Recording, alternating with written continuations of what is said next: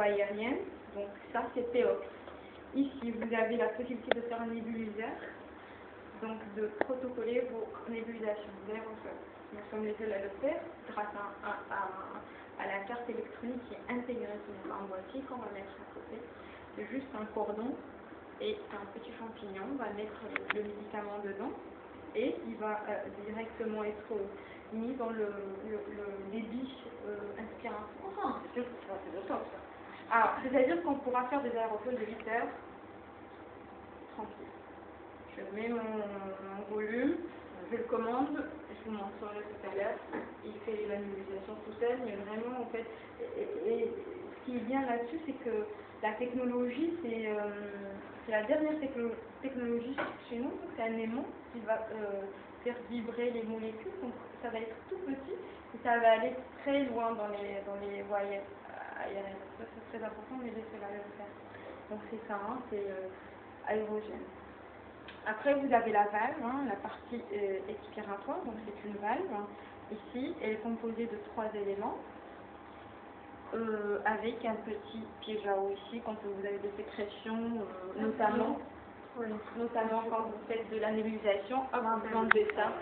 Vous videz. Nous, c'est des trucs comme ça. Et quand on l'avait eu, je crois qu'on avait rajouté des pièges à eau. Là, sur le circuit tuyau, oui. On avait mis des tuyaux différents. Donc, juste un petit conseil, je l'ai dit à d'autres équipes de nuit, quand vous faites des nébulisations, pensez à mettre un filtre sur la branche expiratoire. Pourquoi? Parce que les médicaments, c'est un milieu alcalin, donc c'est un pH basique, donc ça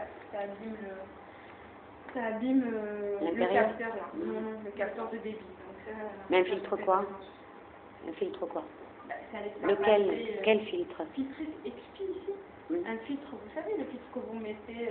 filtre qu'on met aux embus, tout ça? D'accord, ok. Le filtre antibactérien, okay. Vous avez l'habitude de mettre. Donc vous le mettez vous le mettez... Ici. Vous avez déjà le filtre par la cocotte. Donc c'est pour ça que vous mettez ça un filtre là. D'accord? Vous passez un deuxième sur l'aspirateur, je vous prends un petit conseil. Après, ici, à la limite, on peut le laver en vraiment, on peut le prendre maintenant. Ouais, parce que jamais on l'aurait fait. Hein. Un filtre le même qu'on met sur un truc. Que tu oubliais, s'il n'est pas arrivé. Oui, mais ça, je l'ai sur la notice que j'ai laissée à Céline. Donc, normalement, vous l'oubliez une fois, vous voyez que vous avez des problèmes sur la nébulisation, vous le remettez la prochaine fois. Mais c'est écrit sur la notice. Ici, vous avez un super module. Je me rappelle pas mal de choses. La CAPNI, super important. Mesure de CO2. Donc, on passe pas par ça c'est super. Donc, mesure de CO2 en milieu humide, donc le milieu dans lequel vous travaillez. Quand on intègre le fait que vous avez des humidificateurs chauffants. Voilà. Et vous avez aussi autre mesure. Donc, métabolisme, CO2, les CO2, quotient respiratoire, calorimétrie, tout ce que le professeur Malélie aime. Oui. Voilà. C'est pour ça qu'un peu il le veut. Et en fait, il faut aussi la mesure de... Mais non. C'est des mesures spontanées, donc il n'y a aucun problème. Au CAPNI, hein. Ça, le module. Hein. Ouais. Donc toutes les mesures passent par ce module. C'est ça le module. Pourquoi il peut sortir et rentrer? C'est un module. D'accord. Il porte son nom. C'est-à-dire que je peux avoir 10 équipements et avoir qu'un seul module et permuter. Donc CAPNI, calorimétrie, métabolisme, toute l'analyse de la ventilation, c'est tout module. On pourra rajouter d'autres modules, je ne peux pas les dire maintenant parce que c'est encore en développement. Voilà, mais c'est par exemple des choses comme des cardiaques, des choses comme ça. On a même aussi un module qui fait, en fait, c'est un mini scanner. En fait, c'est pour les poumons, donc ça fait des coupes de poumons qu'on doit intégrer ici pour avoir les volumes dans les alvéoles. Au lieu de venir avec un scanner, au lieu de ramener le patient au scanner, on fait ce que je parle. Et ça, on l'a déjà. On l'a dans des services, par exemple à Paris. Je voulais vous dire quelque chose. Oui, ici, deux choses importantes. Vous avez des options sur ça, mais la machine, elle a toutes les options pour les tests. vous avez la CRF, donc en fait c'est la mesure de la capacité résiduelle fonctionnelle, c'est-à-dire tout simplement savoir si vos alvéoles sont couvertes ou pas. Donc ça, c'est l'exploration fonctionnelle en fait. On fait dans les cabines d'exploration fonctionnelle, c'est assez utile. Voilà, donc c'est une mesure automatique dans la ventilation. Ça veut dire qu'on ne va pas interrompre la ventilation. Par exemple, on est en ventilation volume contrôlée, et ben on va venir appeler ici CRF, le programme, et il va calculer tout seul. Donc il vous donne exactement la quantité donc ça permet d'adapter de la CRF. Voilà, c'est très très bien. Oui, très bien, parce que vous faites un autoréglage de la piste. Vous faites des essais, ce qu'on a fait chez nous, des essais de piste, ça veut dire que vous allez partir sur une piste, par exemple, je dis n'importe quoi, de 15, une piste de 15, et vous faites des essais de CRF, et la meilleure valeur correspond à une piste, et vous dites, voilà, ma piste, je vais la mettre à 10, parce que c'est là où j'ai un meilleur recrutement. Ça fait plaisir. Bah oui, parce que... Voilà, donc je vais vous faire fonctionner la machine. Alors, ici, j'ai fait écran normal. Donc, écran normal, je suis par défaut sur un menu qui me propose de démarrer la ventilation.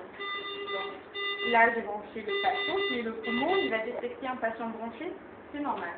Je valide le démarrage de la ventilation et il démarre automatiquement en volume contrôlé. Alors, je peux le démarrer en contrôlé, en pression contrôlée, en ce que je veux. Donc, c'est un mode que je peux configurer. Ça, il n'y a pas de souci. Nous avons tout le panel de mode ventilatoire.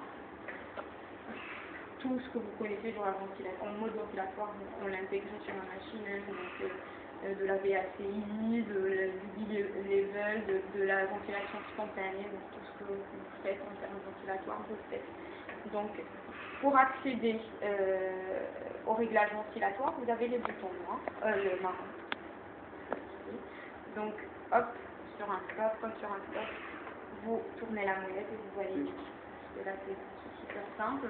Vous avez donc vos paramètres. Quand vous choisissez un mode ici, par exemple, je vais changer en pression contrôlée. Donc, je vais valider, monter et confirmer. Vous avez, après, le réglage qui s'affiche, et là, vous avez la main sur les réglages, vous verrez. Voilà, c'est ultra simple. Après, c'est comme un scope.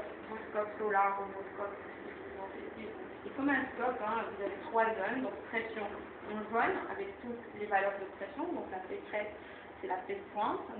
C'est la pipe, ouais, c'est ça, la pipe ici. La P moyenne et la P plateau. Voilà, la P plateau, si vous avez un ton de pause, bien sûr, chez vous. C'est ici, un plateau de pause.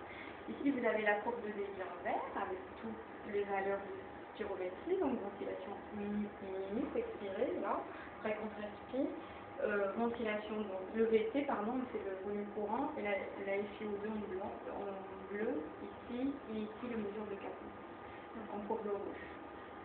Après, sur l'écran, vous avez ce petit carton là. Ici, on pourra rajouter tout ce qu'on fait avec ce module, c'est-à-dire tout ce qui est VO2, c'est les CO2, pression respiratoire. Tout ça va se rajouter. Et ce branche où ce truc-là sur le circuit. Voilà, juste avant, voilà, ici. D'accord, ok. Donc, voilà. Après, donc, pour sortir d'un menu, écran normal. Voilà. Ici, sur le côté, donc j'ai la flèche pour l'oxygène, 100% pendant 2 minutes. Alors, c'est un bouton on-off, c'est-à-dire que je peux revenir avant les 2 minutes, je peux revenir sur ma valeur d'avant. Voilà. Nébulisaire, c'est ce que je voulais vous montrer. Donc, vous avez un volume, je ne sais pas, le max c'est 6 ml. Vous voulez